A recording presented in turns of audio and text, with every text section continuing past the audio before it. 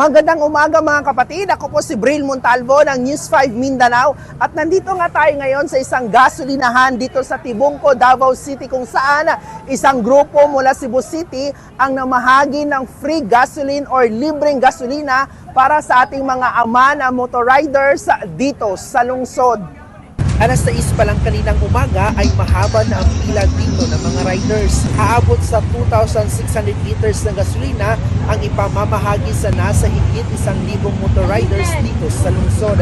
Kabilang na dito ang mga delivery riders at mga tricycle drivers. Ayon sa mga organizers ng programang ito, galing ang pondo mula sa kita o proceeds ng viral short film na gasolina na mapapanood sa TikTok, Facebook at YouTube na kanilang ginawa.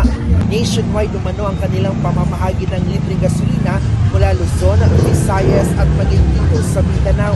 Paliwanag nila, tanging ang mga padre ni pamilya lang ang makakatanggap na nasabing free gasolina. Magpakita lang ng pruweba na ang mga motorriders ay amanak, kagaya ng birth certificate ng kanilang mga anak, kundi kaya ay family pictures nila.